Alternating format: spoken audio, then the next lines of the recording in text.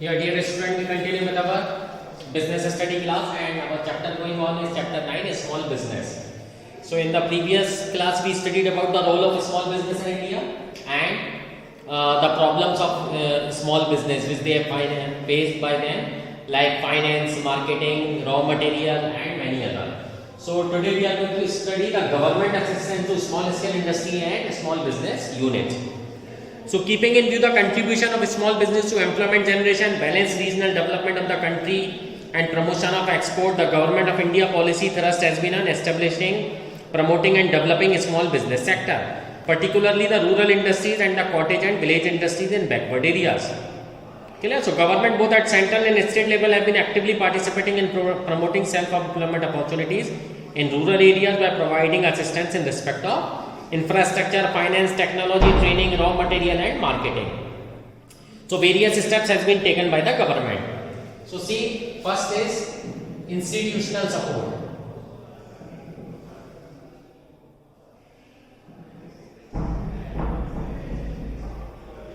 First is institutional support.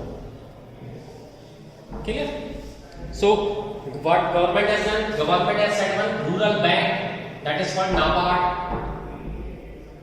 National Bank for Agriculture and Rural Development. It was set up in 1982 to promote the integrated rural development. Since then, it has been adopting a multi-pronged, multi-purpose strategy for the promotion of rural business enterprise in the country. Apart from agriculture, it supports small industries, cottage and village industries, and rural artisans using credit and non-credit approaches. Second, the Rural Small Business Development Center, RSBDC. It is the first of its kind set up by the World Association for Small and Medium Enterprise and is sponsored by NABARD. It works for the benefit of socially and economically disadvantaged individuals and group. Clear? Third, National Small Industries Corporation, NSIC.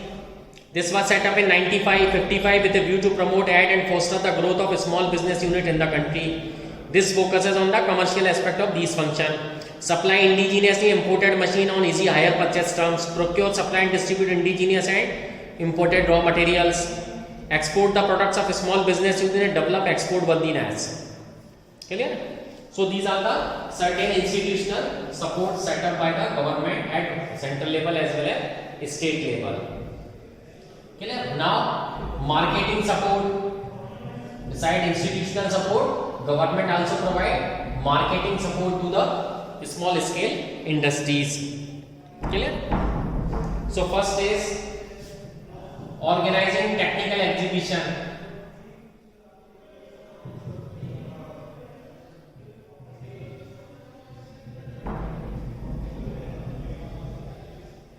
Organizing technical exhibitions in foreign countries by NICIC and participate in internal exhibition and trade fairs. Clear? By organizing technical exhibitions, what will happen? Our technology will go to the other country and other countries' technology will come to other countries. So, by the mutual exchange of the technologies, it would be very easier to make a hybrid technology.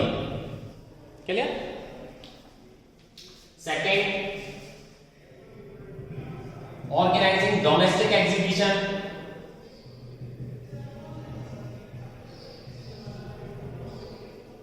Clear? Organizing domestic exhibition because our country is very diversified country and very big country. Clear? In which in several states several kind of specialized products are being prepared. Like bamboo is famous for Nagaland. So by organizing domestic exhibition, making the bamboo water bottles popular even in northern and southern India. Clear? Third is support for organizing exhibition.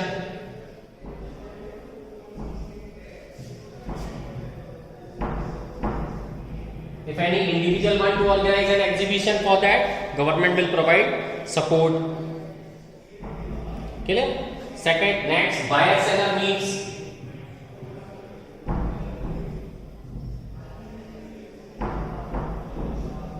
Buyer seller meets, even this meet has been also organized.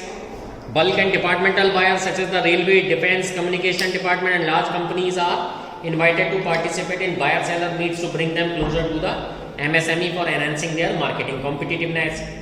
Participation in these programs enable MSME to know the requirement of bulk buyers to the one hand and help the bulk buyer to know the capabilities of SMME for their purchases. Okay. Other support activities: development of display center, shows, windows and hoarding, etc. Printing of literature, brochure and product specific catalogs. Development of website portals. Done.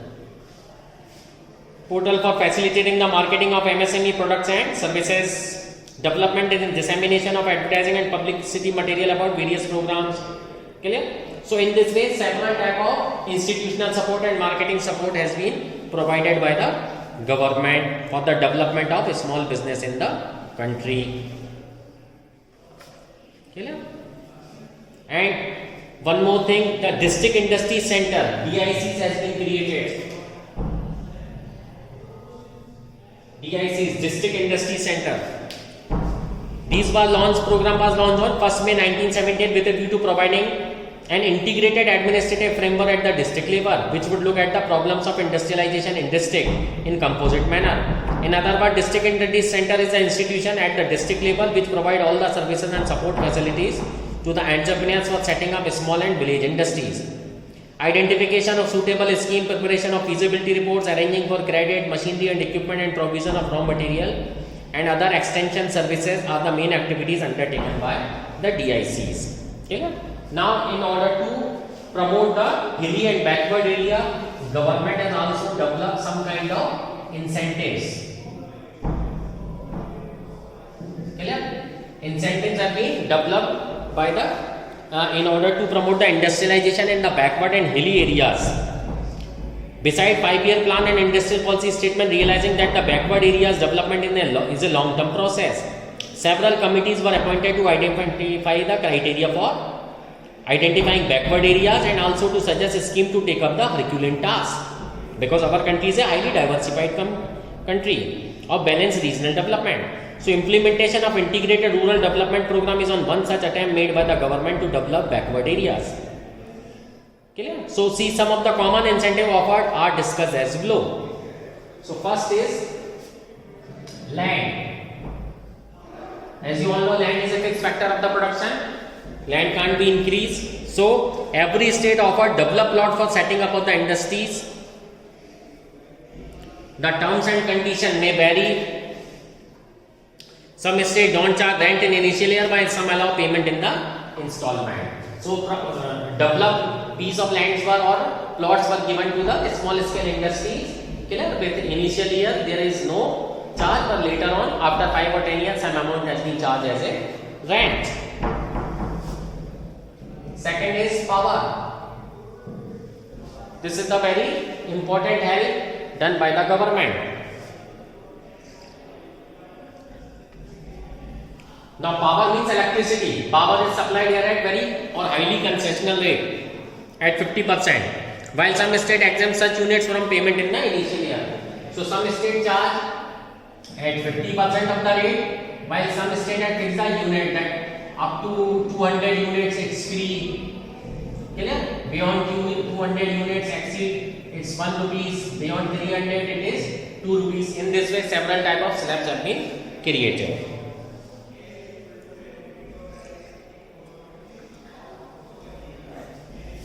Next is water. So water is the very basic component for the development of any product. Water is supplied on a no profit no loss basis or with 50% concession or exemption from water charges for a period of 5 years. So water is given at free of cost or 50% concession. Next is exemption from sales tax. Nowadays GST has come, but previously it was sales tax. So in all Union territories, industries are exempted from sales tax, while some other states exemption for 5 years period. So for an initial period of 5 years, there will be no tax.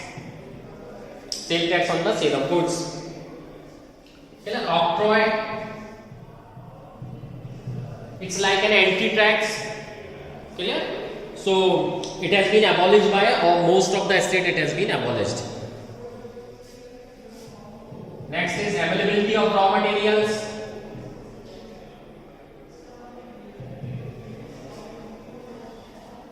Units located in the backward areas get preferential treatment in the matter of allotment of scarce raw material like cement, iron and steel, etc.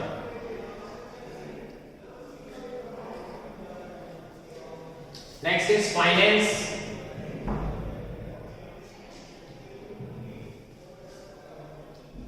So a subsidy of 10 to 15% is given for building capital assets. Loans are also offered at concessional rates.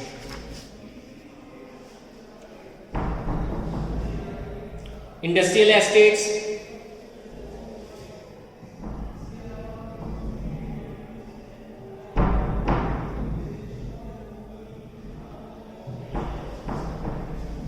Some states encourage setting up of industrial estates in backward areas. Clear? So this is also a very good incentive offered by the central government or as well as the state government. Next is tax holiday.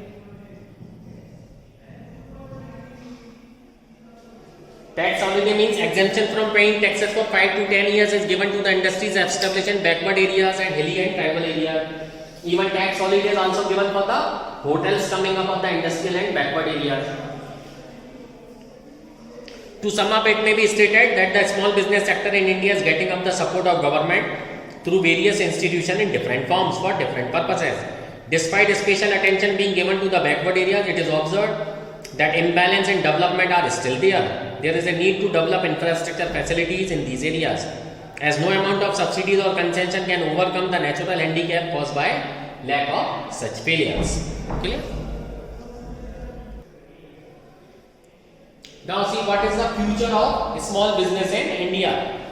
So present era is the regime of the World Trade Organization, in which the rules of trade are subject to the frequent changes as per global expectation.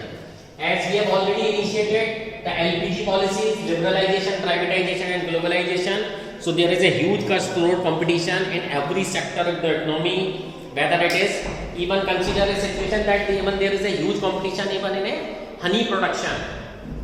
Clear? So small business has to face severe competition. As a founder member of WTO, India too has committed itself to the policy framework of WTO. As a result, small business is also moving away from the pre-liberalization era of protection.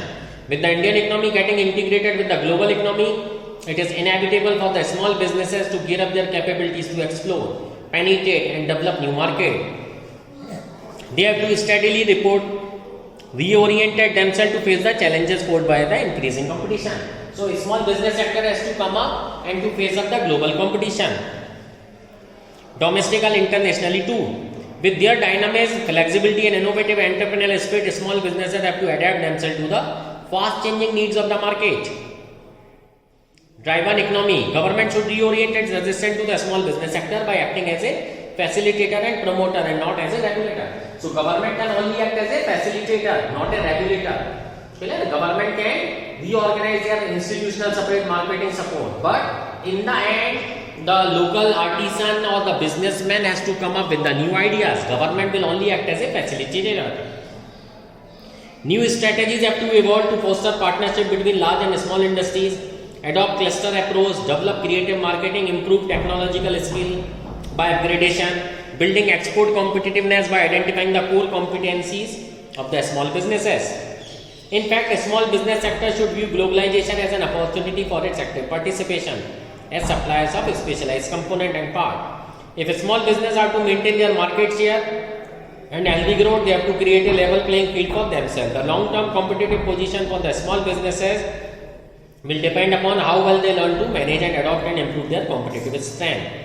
In short, the mantra of success for the small business in the global area is to think global and act local. As LPG is everywhere, every country is opening its sector for the rest of the world. So huge competition is there everywhere in every part and corner of the world. So small business are also now left separate from that. They have to also cope up with the coming up changes. Thank you. If you have any doubt, then you can WhatsApp me, message me. This chapter is over. I will provide you the NCERT solutions.